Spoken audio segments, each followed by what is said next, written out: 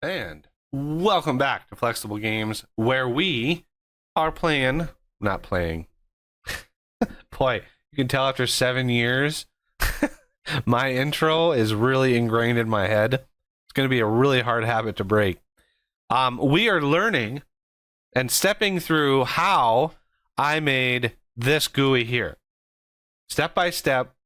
Last episode, the first episode in this mini-series, we talked about how to get the SVG file ready to go in order to get this into a GUI that you can then manipulate, right? So this is not a intuitive process. Now that I know it, I really want to help everybody out there who is trying to tackle this really specific problem. So last episode, we covered how to make an SVG file that you can easily load in the game directly with like an icon or a building mode, right? And if you want an example of that code, you just look at my building gadget code. All of my source code is available on GitHub github.com/flexible games, should be all up there. And just look at my building gadget mod. The code is in there on how to load those SVGs, which is why I put all my mods source up online. So the next step, now that we have an SVG file, right? Now that we have this SVG file, we need to get it actually in code. We need basically the programming line, step by step on how to draw that in code. Okay. Now I know that some people are like, there is no way that I want to do that. And there's no way that I want to fumble around with that. Well, you're in luck, because the developers of the game, Vintage Story, already have a solution for you. If you go to their repository, right, github.com/orgs/Angio Studios, and then go to the repositories, there is a repository in here that you're going to want, right? You are going to want this thing. It's in here. There it is, right there. SVG to Cairo. Okay. This right here is a very simple fork of a project, as you can see, forked from. So somebody already did a version of it, and this one is a more or less specific version to Vintage Story. The developers forked this and then modified it to be more specific to the C#. I'm assuming this one uses the C++ version of Cairo, whereas this one uses the C#. So you can either download the code, fork the repository. So you can hit here. You can download the zip. You just download the zip of the whole repository. And once you have that, I have it unzipped here. SVG to Cairo. And they give you the syntax. So you just open up a command line, right? Command prompt. And you go to whatever directory that you unzipped this thing in, and you put your SVG file in there. So if we look at how I did it, right? So I've got two different ones in here. This was just a test. One is a slightly different version, filled versus normal. So here's V progress, right? V progress was my SVG that I copied in here. I went in and I ran SVG to Cairo and then did vprogress.svg, right? vprogress.svg. It processed it and spit out vprogress.svg.cs. Okay, that is C#. And if we look at that with code, it spit this file out, right? It spit all this code out, which is crazy. It figured out how to do this, and it spit all this code out. So that is the starting point. Take whatever file, whatever it spits out at you, That is your baseline. So you take a whole lot of stuff in here, and it might look bizarre, but take all this stuff and paste it into your code in some place, right? This is a generic. It's going to take generic stuff and make generic things out of it. So what I did is I created an icon helper class, right? And I added a vertical bar, right? Which is just this, as you know, I just rename a bunch of stuff, and I comment out. Now remember, I'm bringing this after I figured out how everything works, right? So there was a lot of steps that I took in 2 weeks to figure out what I was missing and what I needed. So the code difference that you see here compared to here, right? There is a difference in the code that you see. And I tried to like basically leave a lot of the code because the code that it generates sort of just looks at stuff generically, right? You pass in a context and it sort of defines stuff from that. We don't want that necessarily. So as an example of what I needed and what I didn't, like I was in here going, like, why is this in here twice? This is exactly the same code in here twice. Why does that exist? And do I even need it, right? Do I even need this? So I was looking around and I was like, all right, let's see what, like this. I don't like this at all. This is just nasty code. I don't like it at all. Like, what do I need? What don't I need? So again, I hopped into DN Spy, and DN Spy shows me the way, shows me how the base game, the coders in the base game have done it. And that, you know, that is my golden standard. The way that they manage the Tyrone and all the developers, they are phenomenal programmers. And so I look in here and I'm looking and saying, all right, we'll get into this code next episode. But right here, this is the client API .GUI .icons, which is an icon utility .draw arrow right. Okay, draw arrow right, and it's passing in the context, the line width, to stroke or fill, and the default pattern, right? So I go in here and I look, and well, lo and behold, this code looks really similar, right? I'm just like, okay, this code is really similar to what I'm looking at here. So let's look at this and say, all of this code that I have in here is not needed. This thing starts with operator. The 2 here, the 2 is just operator.over, right? It kind of loses, some of the enumeration values are lost when you decompile something versus looking at the source code raw. So this 2 is the same as operator.over, right? Okay, so line width is set from here. The miter limit, again, some of these I don't know what they do, and so I just put the values in here, and I was like, well, let's see what happens. So miter limit, line cap, line join, those are all values that weren't in the original file, as far as I am aware.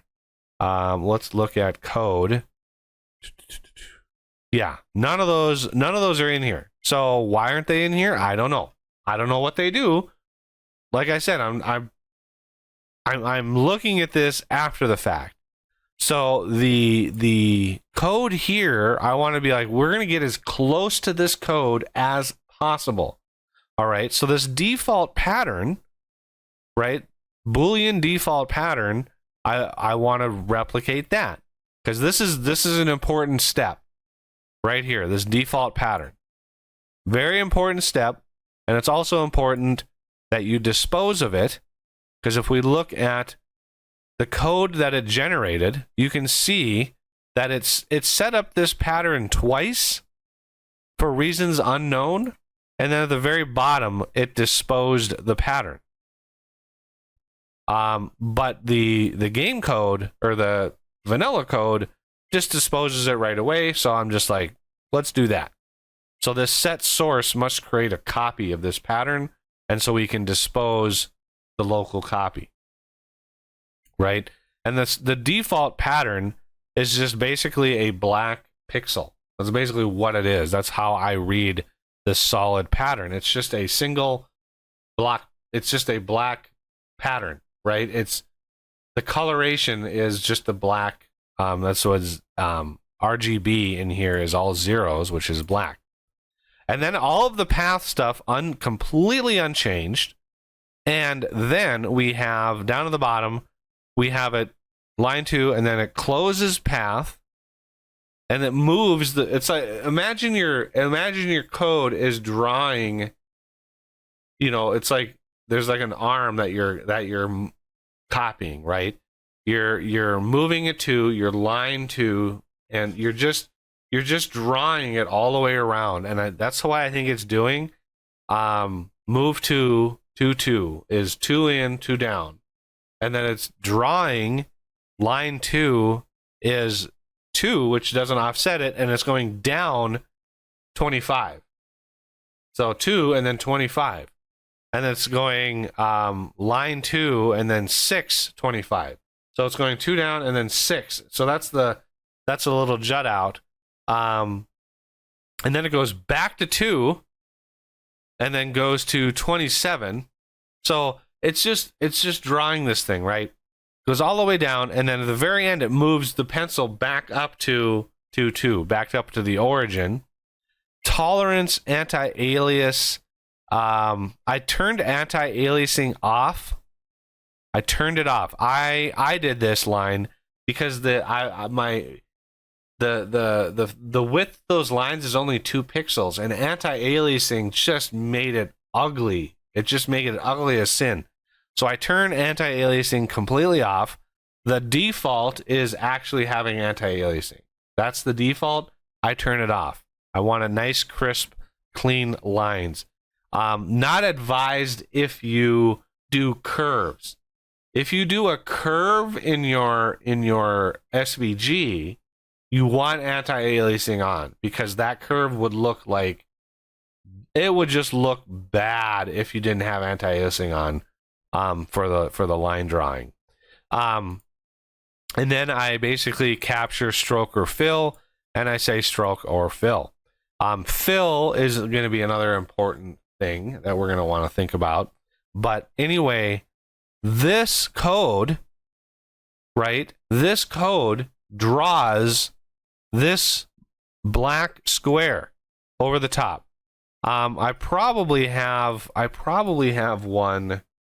Let's go here. I'll pull up one that was an in process. It was an in process. I've got a lot of in progress ones here. So here, this is anti-aliased. This is why I turned it off, right? So this is anti-aliased, but it shows you what it's drawing. It shows you the drawing without, essentially imagine this, but this is like an empty battery. There's no power in it. It's just completely empty, nothing in it. So you can see the background color out of that. It's because this is all that's drawn, right? There's nothing in there to fill it. There's nothing in there. And so yeah, that's fun times there. But that gives you just an idea of what not only anti-aliasing does to the lines, but what it looks like when it's just drawn with no gradient over the top. This is, this clean line here would go around all the way around this thing. Okay, so with that, that gives us the code to draw it, right? That gives us code to draw it. Now, what I have left to do is take this code and turn it into something that I can dynamically generate the lines and stuff with, right? So the scale, these are two very important calls here. Translate and scale, because right now, this GUI does not at all scale with the UI. So you can scale your UI like really big. If you're like visually impaired, you can scale it really big. Right now, this GUI would not reflect that at all. So just be aware when I show this to you, right now the GUI is not scaled with the UI. It's a relatively easy thing to do, but it is really confusing when you look at the code, right? When you look at the code of scaling, your brain just sort of starts disconnecting from it because of all of the different calls inside. So I wanted a very, very clean UI example. So next episode, we are going to go into the actual creation of a GUI, probably one of the most important episodes in the series for other modders, because lots and lots of people want to learn how to do GUIs or struggle with GUIs, and I want to make it as simple as possible and as straightforward as possible. So we are going to jump into that episode next. So, I hope you guys are looking forward to that, because this has been a journey and a half trying to figure all this stuff out, and I want to help as many people as possible. So please hit that like button.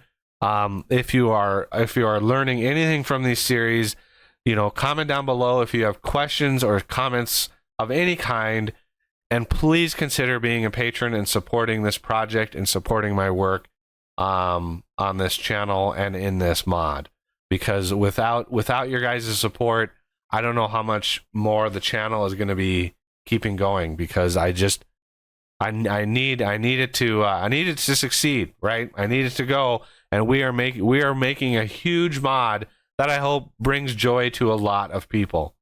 So please consider supporting that with whatever you can, and very much appreciated. So that's going to do it for this episode. I thank you all for watching, and I will see you in the next episode.